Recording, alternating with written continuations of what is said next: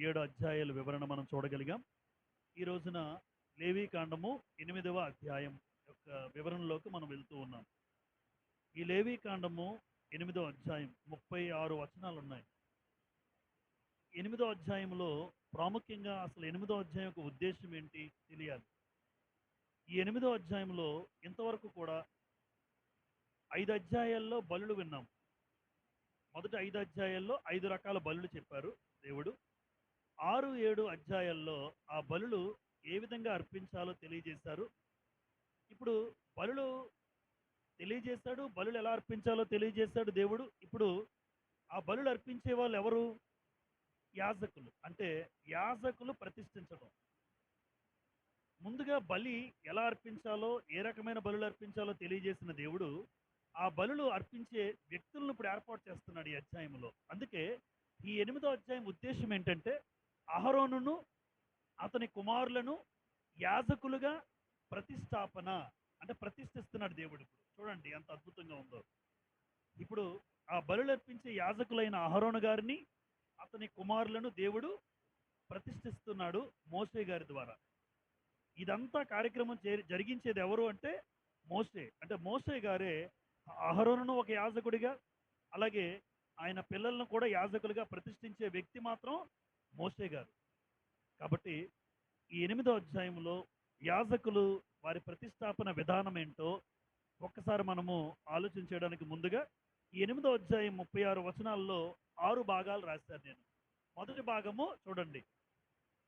మొదటి భాగము 8వ అధ్యాయం 5 వచనాల్లో సమాజముగా సమకూడడం, ప్రతిష్టాపన, ఆజ్ఞానం. అంటే సమాజముగా సమకూడడం అని ఎందుకన్నామంటే ఇప్పుడు ప్రతిష్ఠించే ముందు అందరికీ తెలియాలి కదా ఎవరో.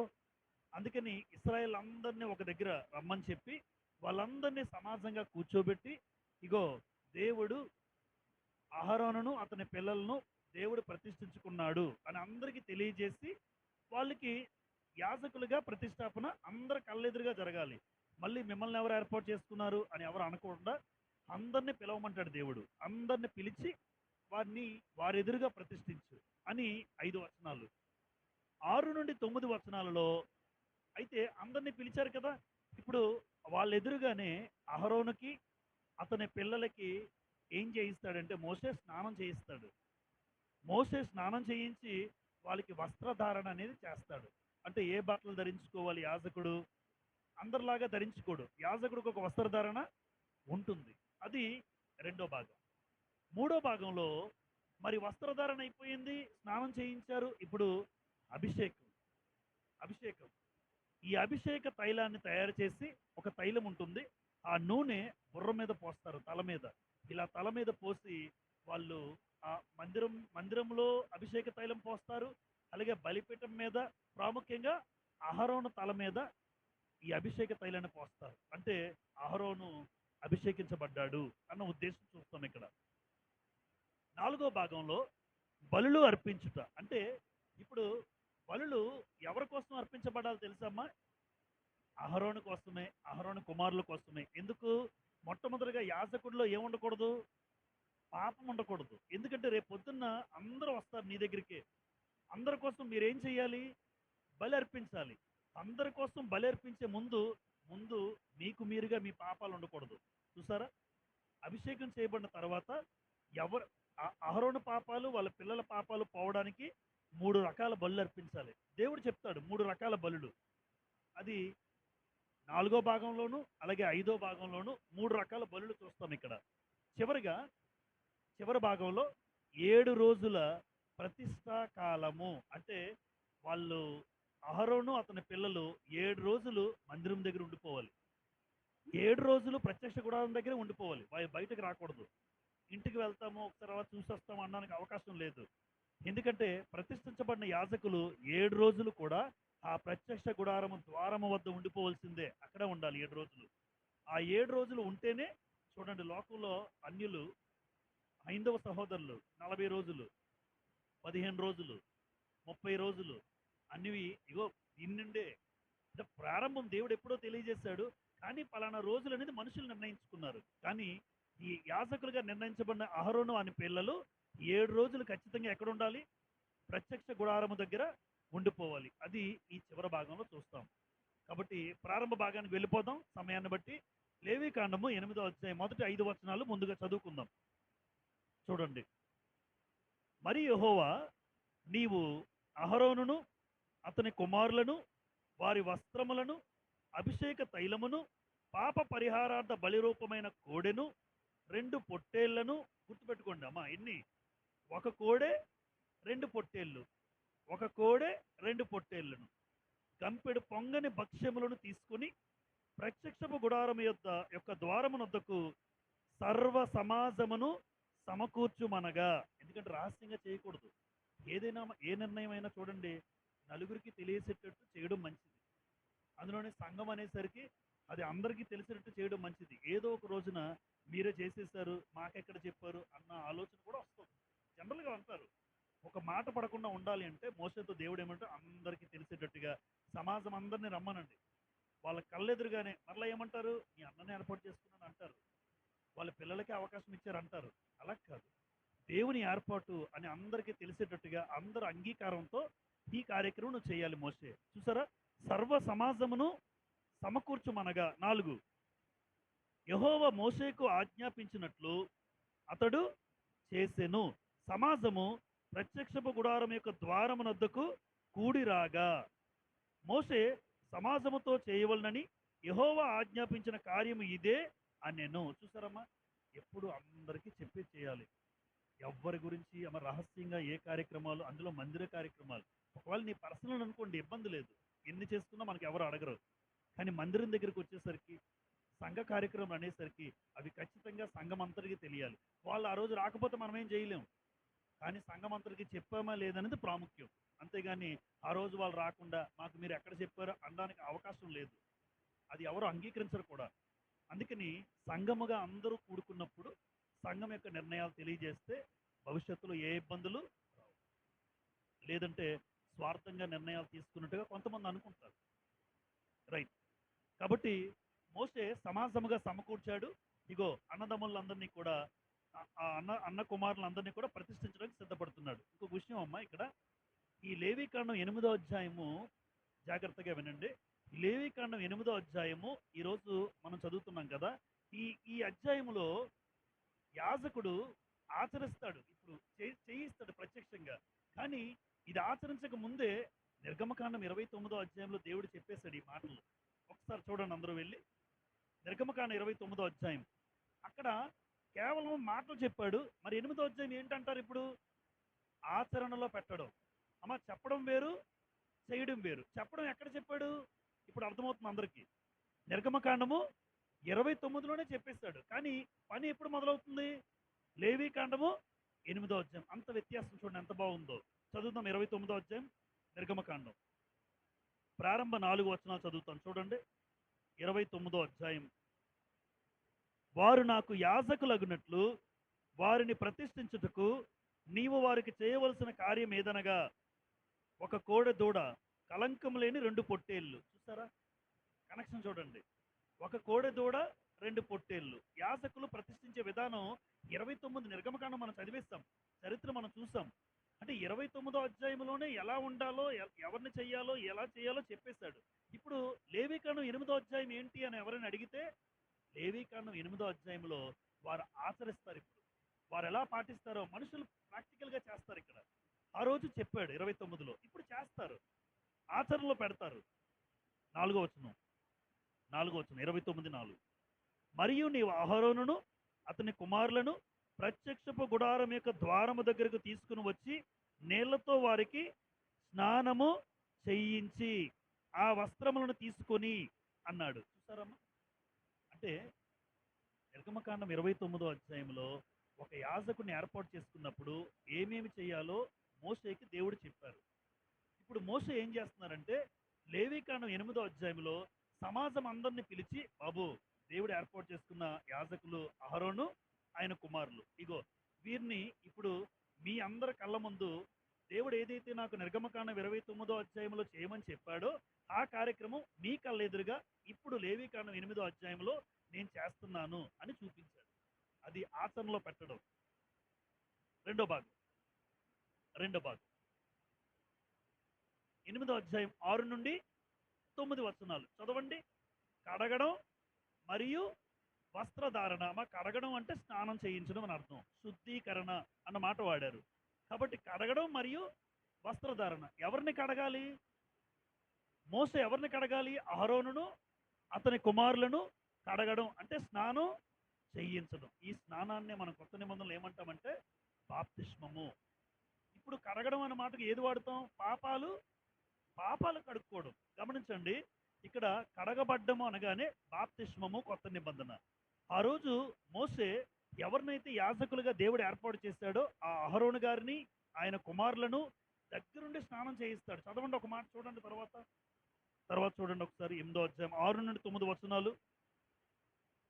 అప్పుడు మోసే అహరోనును అతని కుమారులను దగ్గరకు తీసుకుని వచ్చి నీళ్లతో వారికి స్నానము చేయించెను. ఎవరు చేయించారు? మోసే చేతులతో చేయించాడు. అహరోను తీసుకొచ్చాడు, అన్నకు స్నానం చేయించాడు, అలాగే వారి పిల్లల్ని పిలిచాడు, వారికి స్నానం చేయించాడు. అంటే ఒక రకంగా కొత్త నిబంధనలో సువార్థికుడు ఎలా అయితే బాప్తిజం ఇస్తారో ఆ రోజు బాప్తిజం వాళ్ళకి కడిగింది మోసే గారు. ఆయన దేవుడు ఏర్పాటు చేసిన నాయకుడు. ఆయన అన్నగారికి వారి కుమారులకు స్నానం చేయించాడు. చదువుదాం. చేయించి తరువాత అతనికి చొక్కాయిని తొడిగి అతనికి దట్టిని కట్టి నిలువుటంగిని ఏఫోదును వేసి ఏఫోదు యొక్క విచిత్రమైన నడికట్టును అతనికి కట్టి దాని వలన అతనికి ఏఫోదును బిగించి పతకం వేసి ఆ పతకంలో ఊరీము తుమ్మీమను వాటిని ఉంచి అతని తల మీద పాగాను పెట్టి ఆ పాగా మీద అతని నొసుట పరిశుద్ధ కిరీటముగా బంగారు రేకును కట్టెను. చూడండి ఎంత అద్భుతంగా చేశాడో. అందరూ చూడండి. కడిగాడు అంటే స్నానం చేయించాడు. స్నానం చేయించిన తర్వాత ఏం చేస్తాం? బట్టలు వేసుకుంటాం. స్నానం చేయించిన తర్వాత దగ్గరుండి మోసే వాళ్ళ అన్నగారికి ఏం చేశాడంటే ఏఫోదు వేశాడు, పెద్దది నిలువుటంగి, పతకం వేశాడు. ఇప్పుడు ఊరీము తుమ్మీము, దీని గురించి మీకు చెప్పాను ఒకసారి గుర్తుంటే. ఊరీము తుమ్మీము అనేవి ఈ పతకం లోపల ఉంటాయి. ఎందుకు ఊరీము తుమ్మీము పాత నిబంధనలో ఉండేవి అంటే వాస్తవానికి ఊరీము తుమ్మీము ఇవి ప్రధాన యాజకుడు ధరించుకునేవి. ఈ ఊరీము తుమ్మీము ఏం తెలియజేస్తాయి తెలుసా అమ్మా? దేవుని చిత్తాన్ని తెలుసుకునేందుకు ఇవి వాడబడతాయి. అంటే ఏదైనా పని చేసే ముందు ప్రధాన యాజకుడి దగ్గరికి వచ్చి అది చెయ్యాలా వద్దా అంటే ప్రధాన యాజకుడు దేవుడిని అడుగుతాడు. అయ్యా ఇది మేము చెయ్యాలా వద్దా, వెళ్ళాలా వెళ్ళకూడదా అని దేవుడిని అడిగితే దేవుడు ఈ ఊరీము తుమ్మీము ఏవైతే పథకం లోపల ధరించుకున్నాడు యాజకుడు వాటి ద్వారా దేవుడు తెలియజేస్తాడు. ఒకసారి ఒక మాట చదువుకుని వద్దామా? సమూయేలు మొదటి గ్రంథం. రాజైన సౌలు కూడా ఈ పద్ధతి ఉపయోగించాడు. ఒకసారి చూడండి. సమూయేలు మొదటి గ్రంథం 28వ అధ్యాయం. మొదటి సమూయేలు 28:6 చూడండి. 28:6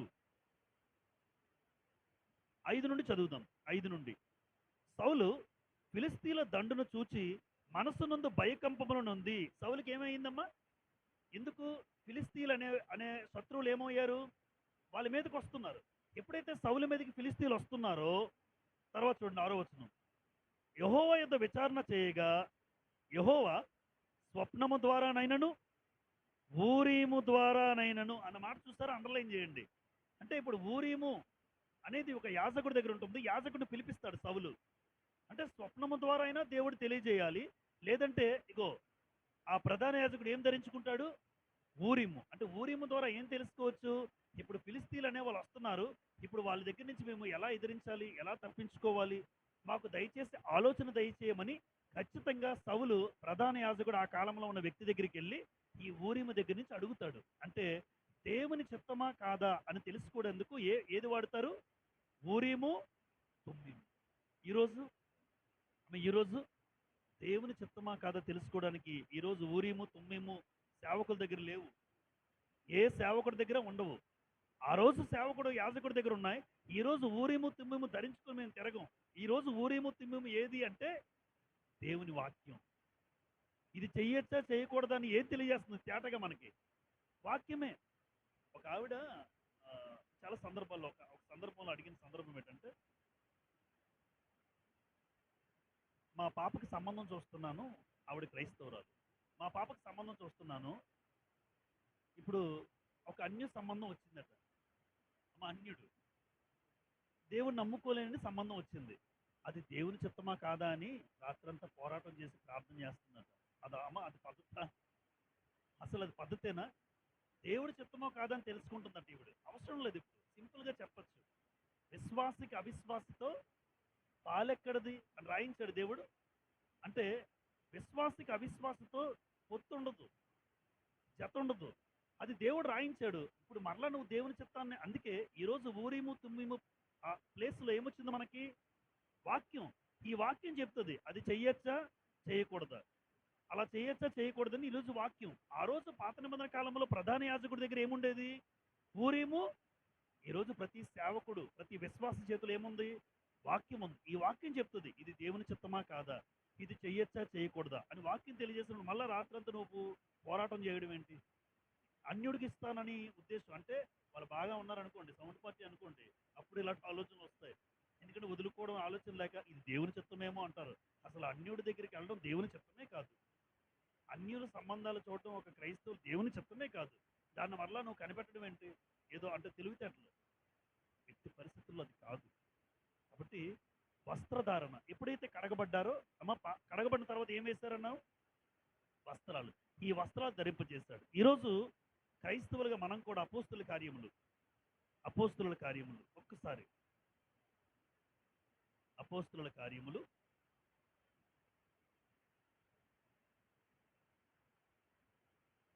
22వ అధ్యాయం. అపోస్తుల కార్యములు 22వ అధ్యాయం 16వ వచనం చూడండి. అపోస్తుల కార్యములు 22వ అధ్యాయం 16వ వచనం. కనుక నీవు తడువు చేయుట ఎందుకు? లేచి ఆయన నామమును బట్టి ప్రార్థన చేసి బాప్తిస్మము పొంది తర్వాత నీ పాపములను కడిగి వేసుకొనుమని చెప్పాను. అంటే కొత్త నిబంధనలు కూడా కడుక్కున్నారు. అంటే కడుగుట లేదా కడగడం. ఏంటి కడగడం అంటే పౌలు గారితో అంటున్నాడు అక్కడ అననీయ, సౌలా ఇప్పుడు నువ్వు త్వరగా లేచి ప్రార్థన చేసుకుని బాప్తిజం పొంది, అంటే బాప్తిజం పొందడం అంటే అర్థం ఏంటమ్మా? తన వాళ్ళ అర్థం ఏముంది? పాపాలను కడిగి వేసుకో. అదే కనెక్ట్ చేశాడు. అంటే బాప్తిజం పొందడం అంటే పాపాలను కడిగి వేశాడు. పౌలు గారితో అంటున్నారు, సౌలా నీ పాపాలు నువ్వు కడిగేసుకో అంటున్నాడు. ఇది కడగడం. కడగడం తర్వాత ఏ వస్త్రాలు వేసుకున్నాడు? ఆ రోజు అహరోను వేసుకున్నాడు. ఈరోజు మనకి వస్త్రాలు ఉన్నాయి. అందులో ఒకటి ఏంటన్నావు? నీతి వస్త్రం. 2 రక్షణ వస్త్రం. 3 దీన మనస్సు. 132వ కీర్తన 9వ వచనము. 132వ కీర్తన 9వ వచనం. నీ యాజకులు నీతిని వస్త్రం వలె ధరించుకుందురుగాక.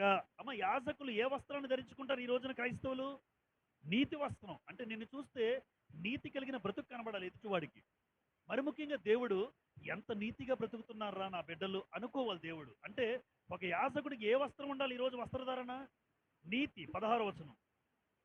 దాని యాజకులకు రక్షణను వస్త్రముగా ధరింపజేసేదును. ఇంకో వస్త్రం ఏంటి? రక్షణ. ఈరోజు బాప్తిజం అంటే మనందరూ ఏ వస్త్రం పొందుకున్నాం? రక్షణ వస్త్రం. పేతురు రాసిన మొదటి పత్రిక 5:5. మొదటి పేతురు 5:5. మీరందరూ ఎదుటివాని ఎడల దీన మనస్సు అను వస్త్రము ధరించుకొని మిమ్మును అలంకరించుకొనుడి. ఏ వస్త్రం ధరించుకోవాలి క్రైస్తవులు బాప్తిజం తర్వాత? దీన మనస్సు అన్నారు కదా. ఆత్మ విషయమై దీనులైన వారు ధన్యులు, పరలోక రాజ్యము. అంటే దీనులదే పరలోకం. ఇప్పుడు పాత నిబంధన కాలంలో మోసే అహరోనికి అతని కుమారులకి స్నానం చేయించాడు. స్నానం చేయించిన తర్వాత వస్త్రధారణ చేశాడు. ఆ వస్త్రధారణ ఎఫోదు, పతకము, ఊరీము, తుమ్మీము, ఒక నిలువుటంగి వేశారు. వాళ్ళ వస్త్రధారణ అలా ఉంది. ఈరోజు కొత్త నిబంధన క్రైస్తవుడు కూడా కడగబడ్డాడు. క్రీస్తు రక్తంలో కడగబడినటువంటి మనము ఏ వస్త్రధారణ కలిగి ఉండాలి అంటే నీతి వస్త్రం. 2 రక్షణ వస్త్రం. 3 దీన మనస్సు. ఈ వస్త్రాలు మనం కలిగి ఉండాలి. ఆయన కలిగిన వస్త్రాలు వేరు. కొత్త నిబంధనలో నేను ఒక యాజకుడిగా నేను కలిగి ఉండాల్సిన వస్త్రాలు ఇవి. ఒక రోజున క్రీస్తు 2వ రాకడలో ఈ వస్త్రాలు ఎవరి దగ్గర అయితే లేవో వాళ్ళు ఎత్తబడరు. ఎవరైతే నీతిని కోల్పోతారో, ఎవరైతే రక్షణ కోల్పోతారో ఎవరైతే దీన మనస్సు ఉండదో ఆ వ్యక్తులు ఎత్తబడరు. ప్రకటన గ్రంథం 16వ అధ్యాయం. ప్రకటన 16:16 చూడండి ఒకసారి. ప్రకటన 16:16. ఇదిగో నేను దొంగవలే వచ్చుచున్నాను. తాను దిగంబరుడుగా సంచరించుచున్నందున జనులు తన దిశములను చూతురేమో అని మెలకువగా ఉండి, తర్వాత తన వస్త్రము కాపాడుకొనువాడు అమ్మ ఎవరు అంటే మెలకువగా ఉండి తన వస్త్రాన్ని ఏం చేయాలి? కాపాడుకోవాలి. ఈరోజు మందిరానికి వచ్చినా కూడా చాలా మంది నీతి అనే బ్రతుకు ఉండదు. చాలా మంది రక్షణ కోల్పోతారు. రక్షణ పొందుకున్నారు కానీ కోల్పోతారు. చాలా మంది జీవితంలో తగ్గింపు గుణం ఉండదు. వినయము, విధేయత, ఆ తగ్గింపు, లోబడ్డం అనేది కనబడదు. అంటే ఈరోజు ఏ వస్త్రాలు అయితే ధరించుకోమన్నాడో ఆ వస్త్రాలు కోల్పోతారు.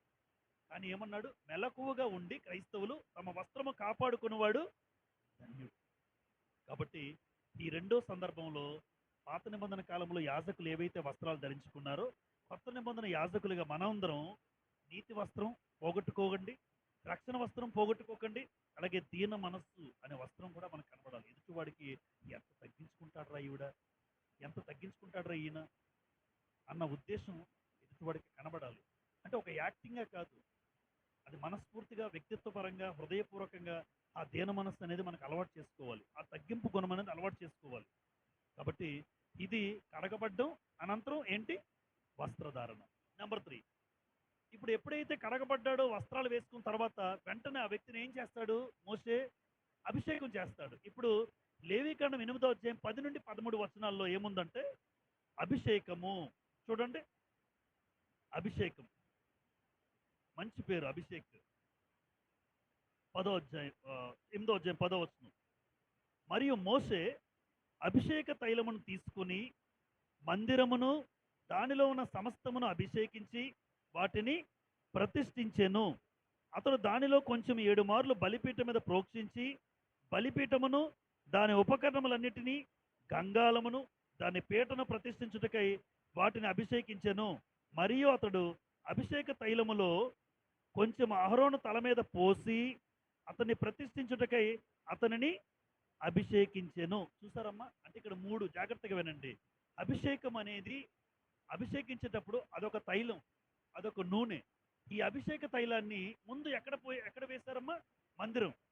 అంటే ఆ ప్రత్యక్ష గుడారంలో, మందిరంలో మొత్తం అన్ని చోట్ల ఇప్పుడు సేమ్ మన హిందూ సహోదరులు ఏం చేస్తారు? కొన్ని నీళ్ళు చూడండి, గంగాజలం ఎక్కడి నుంచో తీసుకొస్తారు, తీర్థయాత్రల నుంచి. ఇలా అంటారు చూసారా? ప్రోక్షిస్తారు ఇంట్లో. వాళ్ళు ఏదో అపవిత్రత పోవాలనే ఉద్దేశంతో, వాళ్ళ ఆలోచన జస్ట్ నీళ్ళు తీస్తారు, ఇలా ఇలా ఇలా చిమ్ముతూ ఉంటారు. సేమ్ ఇది కూడా ఆల్రెడీ దేవుడు ముందే చెప్పాడు. అంటే ఇవన్నీ కూడా బైబిల్లోనే మొట్టమొదటిగా రాయించబడిన విషయాలు. అభిషేకించబడిన ఆ విషయంలో ముందు ఏం చేస్తారంటే మందిరం అంతా కూడా అభిషేకిస్తాడు. అంటే ఆ తైలాన్ని జల్లుతాడు, చిమురుతాడు. నెక్స్ట్ ఎక్కడికి వచ్చాడు?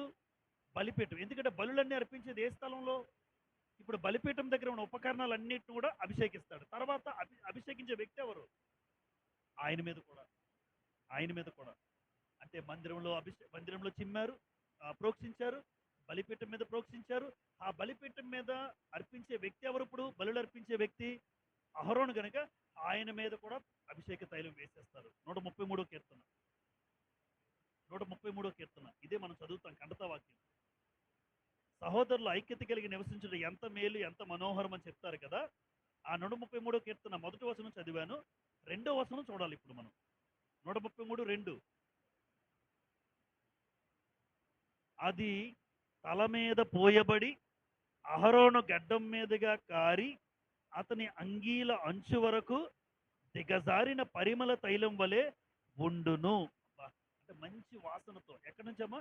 తల మీద పోయబడుతుంది, అహరోను గడ్డం మీదుగా కారుతుంది అన్నాడు. గడ్డం మీదుగా కారి ఈ అంగీల అంచు వరకు మొత్తం అక్కడ తల మీద పోయబడింది. జనరల్గా తల మీద పోస్తామంటే ఆటోమేటిక్గా కిందకు వస్తుంది. గడ్డం నుంచి ఈ అంగీలు ఉన్నాయి కదా, అతను వేసి నిలువుటంగి, ఏఫోదు, ఇవన్నీ కూడా పరిమళ వాసనగా వస్తూ ఉంటుంది అన్నాడు.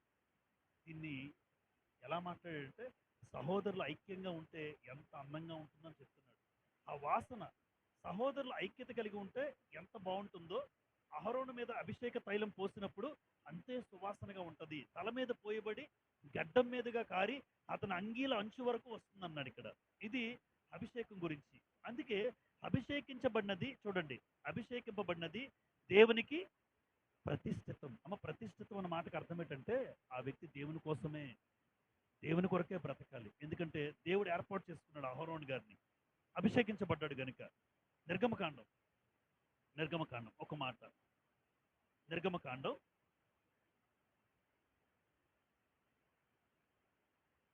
30వ అధ్యాయం. నిర్గమకాండం 30వ అధ్యాయం. ఇది ముందుగా చెప్పబడింది. ఒకసారి నిర్గమకాండం 30వ అధ్యాయం మీరు 26 నుంచి 30 రాసుకోండి. 26 నుంచి 30, 30వ వచనం నేరుగా చదువుతాను చూడండి అమ్మా. మరియు అహరోనును అతని కుమారులను నాకు యాజకులై ఉండినట్లు నీవు వారిని అభిషేకించి ప్రతిష్ఠింపవలెను. చూసారా, మోసేతో చెప్పాడు ముందుగానే 30వ అధ్యాయంలో నిర్గమకాండం. అహరోను అతని కుమారులు ఏం చేయాలి? నువ్వు అభిషేకించి ప్రతిష్ఠితం చేయి. ప్రతిష్ఠితము అంటే దేవుని కోసమే వాడబడాలి. ఇంకా వాళ్ళ జీవితంలో దేవుని కోసమే. అంటే అహరోనైనా ఆయన పిల్లలైనా దేవుని పరిచర్యలో తరతరాలు వాడబడాలి. ఆయన తర్వాత వాళ్ళ పిల్లలు, వాళ్ళ పిల్లల తర్వాత వాళ్ళ పిల్లలు. ఇది పాత నిబంధనలో కట్టడ, క్రొత్త నిబంధనలో లేదమ్మా ఇది. కానీ ఇప్పుడు సేవ చేసేవాడు ఎవరంటే ఆయన తర్వాత ఆయన కొడుకే, ఆయన తర్వాత ఆయన కొడుకే. ఇంకెవరైనా రావాలంటే ఏమంటున్నారంటే నువ్వు అభిషేకించబడ్డావా అని అడుగుతున్నారు. ఎంత దారుణం చూడండి ఈ రోజున. ఒకప్పుడు పాత నిబంధన కాలంలో ఆ పద్ధతి ఉండేది. ఇప్పుడు ఆ ఆలోచన కాదు, మనుషులకి తెలియాలి చాలా మందికి. ఎందుకు అంటే అభిషేకించబడ్డం అంటే ఈరోజు బాప్తిస్మం. ఈరోజు రక్షణ పొందిన ప్రతి ఒక్కరూ కూడా ఇక్కడ సేవ చేయడానికి అర్హత కలిగిన వాడు. ఆ రోజు అహరోను ఆయన పిల్లలు అంతేగాని మరొకరికి అవకాశం లేదు. అది పాత నిబంధన. కానీ క్రొత్త నిబంధనలో అభిషేకం అనేది అందరూ అభిషేకించబడ్డాం. అందరూ క్రీస్తు రక్తంలో కడగబడిన ప్రతి ఒక్కరూ అభిషేకించబడిన వాడే. ఎవరైనా దేవుడి జ్ఞానం ఇస్తే, దేవుడు ఆసక్తి ఇస్తే ఎవరైనా వచ్చి ఇక్కడ వాక్యం మాట్లాడచ్చు. అంత ఆలోచన ఉంది తప్ప నేను నా కొడుకులు కొడుకులే అనడం తప్పు. అది తప్పు. ఇది తెలియాలి చాలా మందికి. ఎందుకు అంటే అభిషేకం అనేది మళ్ళీ అడుగుతున్నారు. నన్ను ఒక ఆయన అడిగాడు, అరే నువ్వు అభిషేకించబడ్డావా అంటున్నాడు. నువ్వు ఎక్కడున్నావో తెలియక అభిషేకం అనేది పాత నిబంధన కాలంలో అభిషేకించబడ్డాను ప్రశ్న వేస్తే అది యాజకులకు సంబంధించింది, లేవి వంశానికి సంబంధించింది. అరే బాబు, క్రీస్తు రక్తంలో కడగబడిన ప్రతి ఒక్కరూ అభిషేకించబడిన వాడే ఈ రోజున. అది నువ్వు తెలుసుకో. పాత నిబంధనల కాలంలో వారి యాజకుల పిల్లలే వచ్చేవారు. ఇప్పుడు ఆ పద్ధతి లేదు. దేవుడు ఎవరిని ఏర్పాటు చేసుకున్నా, ఎవరి ఉద్దేశాన్ని బట్టి దేవుడు తలంచినా ఆ వ్యక్తి వాక్యం చెప్పగలిగి, పరిశుద్ధత కలిగి, పవిత్రత కలిగి, నిజంగా దేవుడు చెప్పిన ప్రకారం బ్రతికితే ఎవరైనా గ్రంథాన్ని చెప్పుకొని వచ్చి ఇక్కడ బోధించవచ్చు. ఎవరికైనా దేవుడు అవకాశం ఇచ్చాడు. దేవుడు అన్యాయస్తుడు కాదు. రైట్. నెంబర్ 4, లేవీకాండం 8వ అధ్యాయం 14 నుండి 21 వచనాలు. ఇక్కడ ఏమన్నా బలులు అర్పించుట. ఇక్కడ చూడండి, ఒక్కొక్కటిగా మీరు గమనిస్తున్నారా? మొట్టమొదటిగా అందరినీ పిలిచాడు. ఏం చేశాడు? అందరికీ ఇగో మోసే అంటున్నాడు, అందరి ఎదుట నేను అహరోనును అతని పిల్లల్ని ప్రతిష్ఠిస్తున్నాను. ఇప్పుడు ప్రతిష్ఠించిన వ్యక్తి ఏం చేశారు? స్నానం చేయించాడు, బట్టలు వేశాడు. స్నానం చేయించి బట్టలు వేసిన తర్వాత అభిషేకం చేశాడు. అభిషేకం చేసిన తర్వాత ఇప్పుడు వీళ్ళు మనుషులే గనుక, అహరోను మనిషే, ఆయన పిల్లలు మనుషులే గనుక, మనిషికి జనరల్గా పాపం చేసే పరిస్థితి ఉంటుంది కనుక ఇప్పుడు ముందుగా కడుక్కోవాల్సింది ఎవరు? పాపాల కోసం బలి అర్పించాల్సింది ఎవరి కోసం అంటే మనుషుల కోసం కాదు, అహరోను కోసం, ఆయన పిల్లల కోసం. ఏం అర్పించాలమ్మా ఇప్పుడు? బలి. అది సంగతి. ఎందుకంటే యాజకుడిగా ముందు ఆ వ్యక్తి పవిత్రంగా ఉండాలి. అది ఉద్దేశం. చూసారా, స్టెప్ బై స్టెప్ ఒక్కొక్కటిగా. ఎప్పుడైతే ఇప్పుడు వెంటనే పరిచర్యలోకి పంపించడు, ముందు నీ పాపాన్ని ఒప్పుకోవాలి. ఆ పాపాన్ని, నీ పిల్లల పాపం, మీరు పవిత్రంగా ఉండాలి. ఆ పవిత్రంగా ఉండాలో లేదో ఎలా తెలియజేస్తారంటే 3 రకాల బలులు అర్పించాలి. అందులో మొట్టమొదటి రకమైన బలి పాప పరిహారార్థ బలి. ఎవరు అర్పించాలి? అహరోను కొరకు, ఆయన పిల్లల కొరకు. 2 దహన బలి.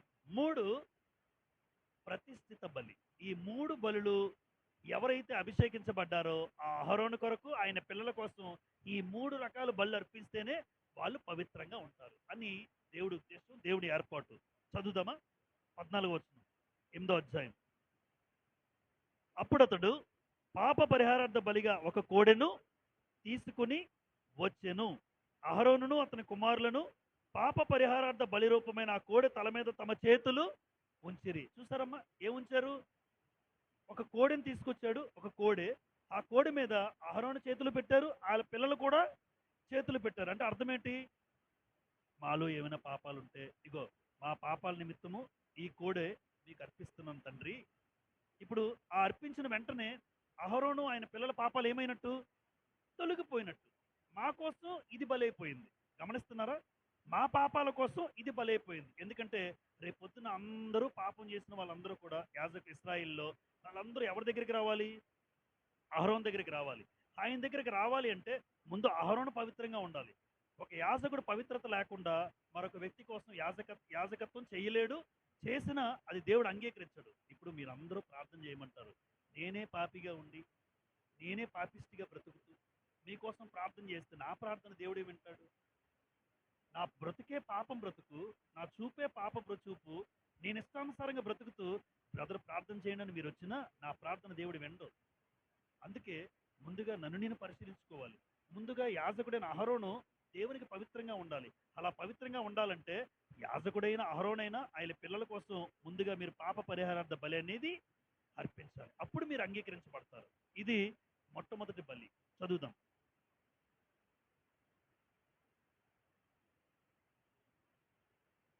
చేతులుంచిరి 18వ వచనం. 18.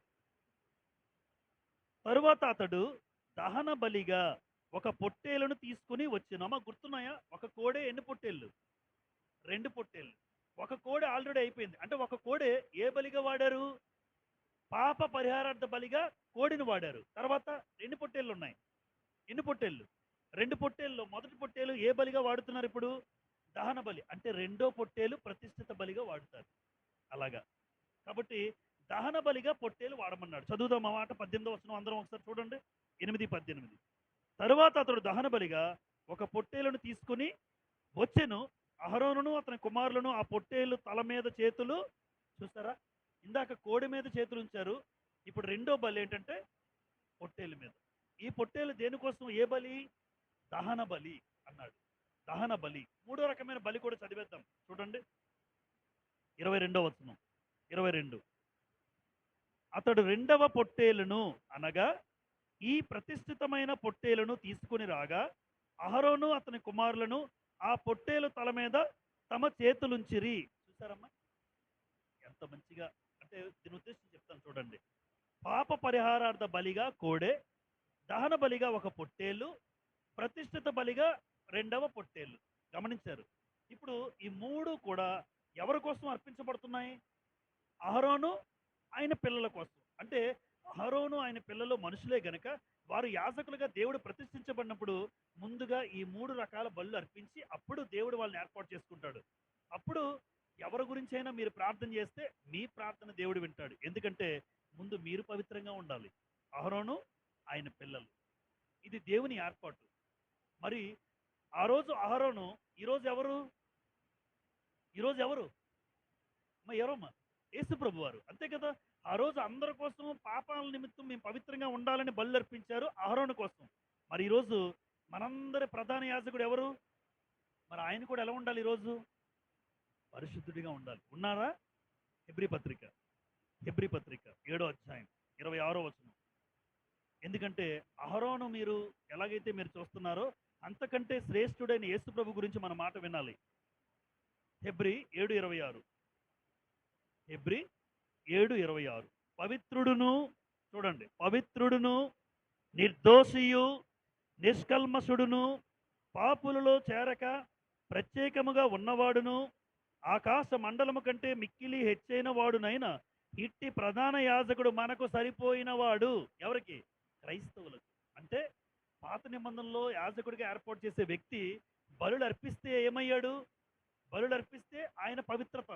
కానీ మనందరి ప్రధాన యాజకుడు కూడా ఈరోజు మనందరి కోసం అర్పించినటువంటి వ్యక్తి ఎవరంటే యేసు ప్రభు. అంటే యేసు ప్రభు కూడా ఎలాంటి వాడు అని చెప్తున్నాడు? పవిత్రుడు, నిర్దోషి, నిష్కల్మసుడు, పాపుల్లో చేరక ప్రత్యేకముగా ఉన్నవాడు. కాబట్టి ఆయన అర్హుడు. ఇది 3 రకాల బలులు. చూస్తారమ్మా? ఎందుకంటే యాజకులు ఖచ్చితంగా పవిత్రంగా ఉండాలి. ఈరోజు నేనే కాదండి, మనందరము కూడా పవిత్రంగా ఉండాలి. ఎందుకంటే మీరు యాజకులే. మీరు యాజకులే. యేసుక్రీస్తు రక్తంలో కడగబడిన మనందరము క్రొత్త నిబంధన సంబంధులైన యాజకులం. ఇక్కడ సేవ చేస్తున్న వాక్యం చెప్తున్న వ్యక్తే కాదు, వింటున్న మీరు, మనందరము కూడా సంఘం అంతా కూడా పవిత్రముగా పరిశుద్ధముగా బ్రతకాలని దేవుడి ఏర్పాటు. అందుకే ఆ రోజు ప్రధాన యాజకుడు అహరోను ఒక్కడే, ఆయన పిల్లలు మాత్రమే ప్రధాన యాజకులు యాజకత్వం చేశారు. కానీ ఈ రోజు క్రీస్తులో కడగబడిన మనందరము కూడా అభిషేకించబడిన వారమైతే, ఈ అభిషేకించబడిన మనందరము కూడా యాజకులమే. యాజకులమైతే ఖచ్చితంగా నేను కూడా ఎలా ఉండాలి? పరిశుద్ధంగా ఉండాలి, పవిత్రంగా ఉండాలి. అప్పుడే నా ప్రార్థన దేవుడు వింటాడు. రైట్. 5వ సందర్భం 8వ అధ్యాయం 22 నుంచి 30. ఏ బలి అని చెప్పుకున్నాం ఆల్రెడీగా. రెండో పొట్టేల్ని ఎలాగ అర్పించారమ్మా? ప్రతిష్ఠిత బలి. అయితే ఈ ప్రతిష్ఠిత బలిలో 3 అద్భుతమైన మాటలు రాశాడు. నేను కొత్త నిబంధనకి సంబంధించి రాశాను అవి. నిజంగా మీరు చదువుతున్నప్పుడు అలాగే అనిపిస్తుంది. ఆ మాట చూడాలి అందరూ బైబిల్ చూడండి. చాలా బాగుంది ఈ మాట. 8వ అధ్యాయం 22 నుంచి 30లో 22 నుంచి 30లో నేను 23 చదువుతున్నాను చూడండమ్మా. 23, 24. మోషే దానిని వధించి దాని రక్తములో కొంచెము తీసి అహరోను కుడి చెవి కొన మీద, అమ్మ కుడి చెవి కొన అంటే చెప్పండి ఎక్కడో? కొన. కుడి చెవి కొన మీద కొంచెం రక్తం.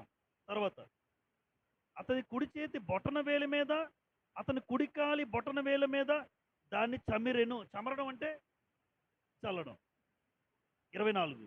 మోషే అహరోను కుమారుని దగ్గరకు తీసుకుని వచ్చి వారి కుడి చెవుల కొనల మీద, కుడి చేతుల బొటన వేల మీద, కుడి కాలి బొటన వేల మీద ఆ రక్తంలో కొంచెము చమిరెను. చూసారా? ఈ విధంగా ఎందుకు చేశాడు మోషే? ఎందుకు చేశాడు అంటే చూడండి, ప్రతిష్ఠిత బలిగా అర్పించిన రెండో పొట్టేళ్ళని ఏం చేశారంటే చెవి మీద కొంచెం, కుడి బొటన వేల మీద కొంచెం, కుడికాలు చూడండి, కుడికాలు బొటన వేల మీద కొంచెం. ఎందుకు కుడికాలు బొటన వేల మీద జల్లాడు అంటే చూడండి, చెవి జనరల్గా దేనికమ్మా? చెవి దేనికి అంటే ఎవరైతే యాజకులుగా ప్రతిష్ఠించబడుతున్నారో వాళ్ళు దేవుని వాక్యానికి చెవినివ్వాలి. కుడి చెవి కొన మీద ఏ రక్తం అయితే చల్లారో దాని అర్థం ఏంటంటే, కుడి చెవి కొన అంటే నీ చెవులు దేవుని వాక్యానికి ఇవ్వాలి. 2, కుడి చేతి బొట్టన వేలు ఏంటి? బొట్టన వేలు చాలా ఇంపార్టెంట్ తెలుసమ్మా. బొట్టన వేలు లేకపోతే మీరు ఏది చేయలేరు. జనరల్గా బొట్టన వేలు లేకపోతే ఏది చేయలేరు. అందుకే అర్జునుడితో సమానంగా ఉన్నాడని ఏకలవ్యుడిని, అర్జునుడి యొక్క ఆలోచన తంత్రం చూడండి. ఎవరిది? అర్జునుడిది కాదు, వాళ్ళని తయారు చేసినటువంటిది ద్రోణాచార్యుడు. ద్రోణాచార్యుడు ఏంటంటే అర్జునుడు అంతా ఇంకెవరు ఉండకూడదట, కానీ ఏకలవ్యుడు అనే వ్యక్తి ఉన్నాడు. అర్జునుడిలాగా సమానంగా వేసేస్తున్నాడు. ఇప్పుడు ఏమడిగాడు? బొట్టనవేలు ఉంటే బాణం వేయలేడు, బొట్టనవేలు లేకపోతే బాణం వేయలేడు. కనుక ఈ బొట్టనవేలు అడుగుతాడు. అంటే కుడి చేతి బొట్టనవేలు చేతులతో దేవుని పని చేయాలి. ఈ చేతులతో పవిత్రంగా ఏ రక్తాన్ని అయితే కుడి చేతులతో వేశారో ఈ చేతులతో దేవుడి పని చేయాలి. కుడి కాలి బొటనవేలు దేవుడు చెప్పిన ప్రకారం నడవాలి. ఎంత అద్భుతం ఉందో చూసారా? కుడి చెవి నా అంటే కొత్త నిబంధనగా మనందరం యాజకులం కనుక నా చెవి ఎవరికి ఇవ్వాలి? దేవుని మాటలకు ఇవ్వాలి, లేదా దేవుని వాక్యానికి చెవిస్తాను. ఈ చేతులతో దేవుడి పని చేస్తాను. ఏది చేసినా దేవుడు చెప్పిన ప్రకారం నా కాళ్ళతో నేను నడుస్తాను.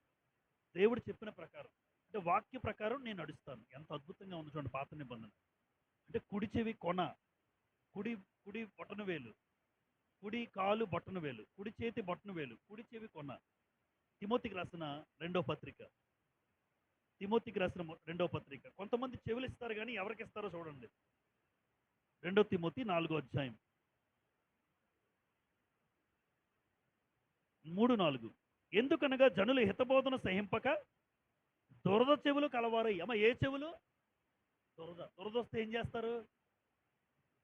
దురదొస్తే ఏం చేస్తామమ్మా? దురదొస్తే గోక్కుంటాం. దీని అర్థం ఏం తెలుసమ్మా? ఎంత లోతైన అర్థం ఉందంటే, ఇప్పుడు నేను ఇక్కడ వాక్యం చెప్పాలనుకోండి, లోపల ఉన్న సంఘస్థులు ఏం చేస్తారు తెలుసా? కొన్ని సంఘాల్లో ఆయన చెప్పింది నేను చెప్పాలి, ఇక్కడ లేదు చెప్పలేదు అనుకోండి నన్ను మార్చేస్తారు. ఈరోజు సంఘం అలాగే, మీకు తెలుసో తెలియదో కొంతమందికి. ఇప్పుడు సంఘంలో బలంగా ఉండేది పెద్దలు ఉంటారు.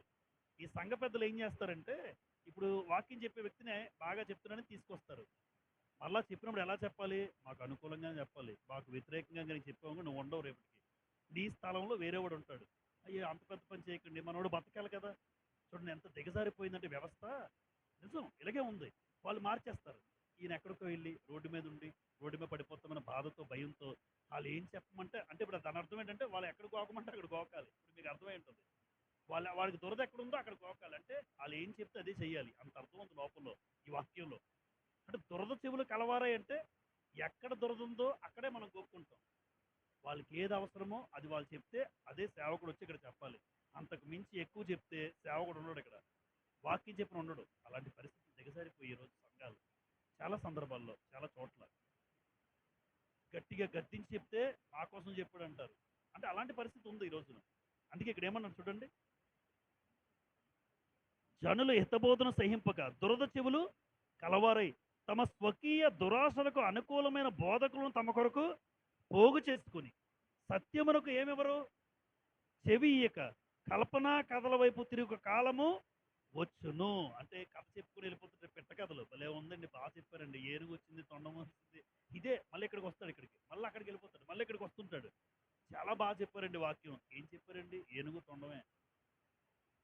ఏం చెప్పాడో తెలియదు. అంటే మాటలు ఎప్పుడు గుర్తుపెట్టుకోవాల్సిన విషయం ఏంటంటే, సేవకుడు ఎవరైనా, నేనైనా, భవిష్యత్తులో ఎవరైనా మీలో ఒక వాక్యం చెప్పామంటే ఎదుటివాడు గుర్చుకోవాలి. అమ్మ అది కరెక్ట్ బోధ. కవ్వించి నవ్వించి వాళ్ళకి సంతోషపెట్టే బోధ ఎప్పుడూ చేయకూడదు. పేతురు అలా చేస్తారని మీరు చూస్తారా? అపోస్తలుగా 2వ అధ్యాయంలో పేతురు ఏం చేస్తారు? పేతురు మాట్లాడితే హృదయంలో పొడవబడ్డారట. పొడవబడితే కానీ 3000 మంది ఏం చేయలేదు, మార్పు రాలేదు. ఒక వ్యక్తిలో మార్పు రావాలంటే ఏం చేయాలి? దేవుని వాక్యం గుచ్చుకోవాలి. గుచ్చుకుంటే కానీ మార్పు రాదు. ఇంజెక్షన్ వేస్తే కానీ జ్వరం పోదు. గుచ్చుకుంటే కానీ మార్పు రాదు, జబ్బు పోదు. గుచ్చుకోవాలి, జబ్బు పోవాలి. గుచ్చుకోవాలి, మనిషిలో మార్పు రావాలి. అదే సరైన బోధ. గుర్తుపెట్టుకున్నామ్మా. ఈరోజు నేను ఉండొచ్చు, రేపు రాకపోవచ్చు. ఎప్పుడైనా ఏ వ్యక్తి బోధ చెప్పినా ఒకటే గమనించాలి, ఆ బోధ నేను మార్పు చెందే బోధ అయి ఉండాలి.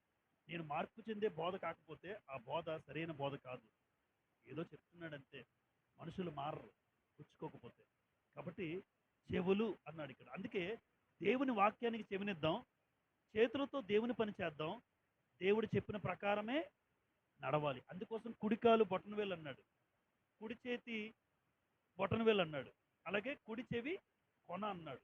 కాబట్టి ఈ మాటలను బట్టి మన జీవితాల్లో దేవుని వాక్యమే మన జీవితాలకు ఆధారం. నేను అడుగు వేయాలన్నా, అడుగు తీయాలన్నా వాక్యమే నా ప్రామాణికం కావాలి, వాక్యమే ప్రమాణం కావాలి. అది ఒక యాజకుడి యొక్క ఉద్దేశం. చివరగా లేవికాండం 8వ అధ్యాయం 31 నుంచి 36. అమ్మ 7 రోజులు ఏమన్నాం ఇక్కడ? ప్రతిష్ఠా కాలము. 7 రోజులు ప్రతిష్ఠా కాలం. అంటే 7 రోజులు అక్కడే ఉండిపోవాలా? 7 రోజులు ప్రత్యక్ష గుడారము దగ్గరే ఉండిపోవాలి. ఎవరెవరు? అహరోను, ఆయన కుమారులు. ఎట్టి పరిస్థితుల్లో కూడా బయటికి వెళ్దాం, మళ్ళీ అక్కడ చూద్దాం, ఇక్కడికి వెళ్దాం అని అహరోనికి అవకాశమే లేదు. అంటే ఒక యాజకుడు అంత నిష్ఠగా ఉండాలన్నమాట. నిష్ఠగా ఉండాలి. లోకము ప్రేరేపిస్తున్నా, లోకం రమ్మని పిలుస్తున్నా, స్నేహితులు రమ్మని పిలుస్తున్నా, ఒక పద్ధతి, ఒక ప్రకారంగా యాజకుడు వెళ్ళాలంతే. అది నేను చేయలేనండి, అక్కడికి నేను రాలేనండి, అంతే. ఎందుకంటే పాత నిబంధనల యాజకుడు చెప్తున్నాడు. చూడండి, లేవికాండం 8వ అధ్యాయం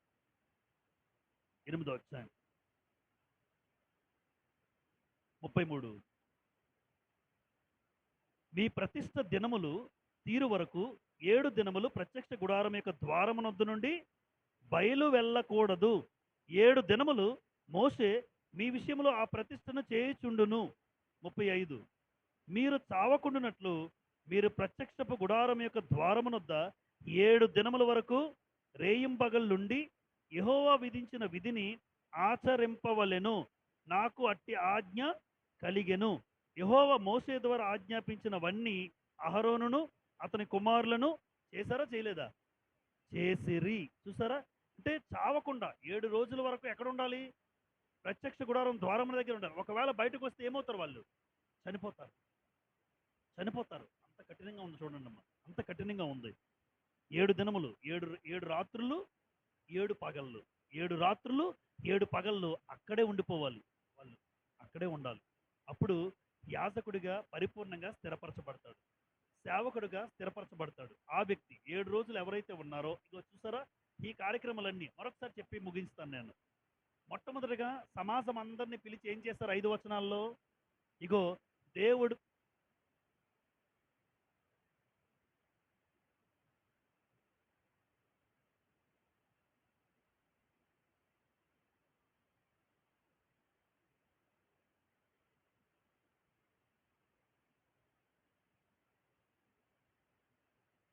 అభిషేకం చేయించారు.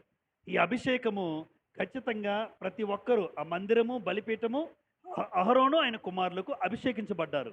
ఈ అభిషేకించబడిన తర్వాత యాజకుడిలో పాపం ఉండకూడదనే ఉద్దేశముతో యాజకుడు ముందుగా ఆ వ్యక్తి ఎలా ఉండాలి? పవిత్రంగా ఉండాలి. పవిత్రంగా ఉండడం కోసం 3 రకాల బలులు. ఇక్కడ ఒక మాట చెప్పడం మర్చాను. పవిత్రంగా ఉండడం కోసం ఎలాగైతే పాప పరిహారార్థ బలి, దహన బలి అన్నాడో, ప్రతిష్ఠిత బలి అన్నాడో, ఈరోజు మనందరము కూడా ఒక బలి అర్పించాలమ్మా. అది చదువుకుందాం చివరిగా. అది చదువుకొని ముగిద్దాం. రోమీలకు రాసిన పత్రిక 12వ అధ్యాయం. ఎందుకంటే యాజకుడు పాత నిబంధన కాలంలో బలులు అర్పించి ప్రతిష్ఠించబడి ఆ బలుల ద్వారా పవిత్ర చేయబడ్డాడు. ఈరోజు మనందరము కూడా కొత్త నిబంధన సంబంధులుగా రోమపత్రిక 12వ అధ్యాయం ప్రారంభవచనం చూడండి. కాబట్టి సహోదరులారా, పరిశుద్ధమును దేవునికి అనుకూలమైన సజీవ యాగముగా మీ శరీరములను ఆయనకు సమర్పించుకొనుడని దేవుని వాత్సల్యమును బట్టి మిమ్మును బతిమాలుకొనుచున్నాను. ఇట్టి సేవ మీకు యుక్తమైనది. చూడండి అందరూ, దహన బలి అంటే ఏమని రాశాను ఇక్కడ? దేవుని కొరకు సంపూర్ణ సమర్పణ. పాప పరిహారార్థ బలి పాపముల కోసం. ప్రతిష్ఠిత బలి ఈ విధంగా దేవుని వాక్యానికి చెవి, చేతులతో దేవుని పని చేయడం, దేవుడు చెప్పిన ప్రకారం నడవాలి. అంటే ఇవన్నీ కూడా దేంతో చేస్తాడు? శరీరముతో. అంటే శరీరములో ఉన్న అవయవాలన్నీ ఒక వ్యక్తి, ఒక యాజకుడు ఏం చేయాలమ్మా? సజీవ యాగముగా దేవునికి సమర్పించుకోవాలి. ఇప్పుడు నా కళ్ళు దేవుడి కోసం, నా చేతులు దేవుడి కోసం, నా కాళ్ళు దేవుడి కోసం, నా చెవులు దేవుడి కోసం అనుకున్న వ్యక్తి చెవులతో జాగ్రత్తగా ఉంటాడు. ఏం వినాలో, కళ్ళతో ఏవి చూడాలో అవే చూస్తాడు. అంటే ఈ శరీరం దేవునికి సమర్పించుకున్నాను. ఇది కొత్త నిబంధన యాజకుడి యొక్క ధర్మం. ఇట్టి సేవ మీకు యుక్తమైనది అన్నాడు. పాత నిబంధనలో ఆ 3 బలులు అర్పించాడు. కొత్త నిబంధనలో ఒకే ఒక బలి, నా శరీరమే దేవునికి బలిగా అర్పిస్తాను. అప్పుడు ఆ యాజకుడు చేసే సేవ చాలా అద్భుతంగా ఉంటుంది. చాలా అద్భుతంగా ఉంటుంది. అలా దేవునికి చివరిగా 7 రోజులు మందిరంలో ఉండి ప్రతిష్ఠ చేయమన్నాడు. దేవుడు వారిని ఏర్పాటు చేసుకున్నాడు. కాబట్టి లేవీకాండం 8వ అధ్యాయం అనగానే దేవుడు అహరోనుని అతని కుమారులని ఎలా ప్రతిష్ఠించాడు? అలా ప్రతిష్ఠించే విధానం అందరు కళ్ళెదురుగా దేవుడు చేయించాడు. సమాజ మందిరం ఎదుట వాళ్ళని కడిగాడు, స్నానం చేయించాడు, బట్టలు తొడిగాడు, అభిషేకించాడు, అభిషేక తైలం కుమ్మరించాడు, అభిషేక తైలం తర్వాత బలులర్పించాడు. బలులర్పించిన తర్వాత మళ్ళా వాళ్ళందరినీ కూడా చివరిగా మీరు ఏమాత్రం 7 రోజులు దాటి మందిరం దాటి బయటకు వస్తే మీ చావుకు మీరే ఉత్తరవాదులు. అందుకే మందిర పరిచర్య అనేది చాలా ప్రాముఖ్యం. ఈరోజు యాజకుడు అహరోను, ఆయన పిల్లలు. ఈరోజు ఎవరు? మనందరం క్రొత్త నిబంధన యాజకులు. కాబట్టి మనం కూడా మన జీవితంలో మా దేహం ఎప్పుడు కూడా దేవుని కోసమే వాడాలి. లోకంలో యవనస్తులు పాడు చేసుకున్నట్టుగా వివాహాలకు ముందు కొంతమంది యవనస్తులు పాడు చేసుకుంటున్నారు. వివాహం అయిన తర్వాత కొంతమంది వాళ్ళు పాడు చేసుకుంటున్నారు. మీకు ఇచ్చినటువంటి వారితో తప్ప దేవుడు మరొక ఏర్పాటు మనకు చేయలేదు. అలాంటి గొప్ప ఏర్పాట్లో యాజకుడిగా నా సేవ, మన పరిచర్య, నా ప్రార్థన దేవుడు వినాలంటే ముందు నేను పరిశుద్ధంగా ఉండాలి, నేను పవిత్రంగా ఉండాలి. లేదంటే నా ప్రార్థన దేవుడు వినడు, మీ ప్రార్థన దేవుడు వినడు. అందుకే శరీరాన్ని ఎలా ఇవ్వాలి? సజీవ యాగముగా దేవునికి సమర్పించాలి. ఓపికతో మీ అందరికీ హృదయపూర్వక వందనాలు చెల్లిస్తూ ఉన్నాను. అందరికీ వందనాలు.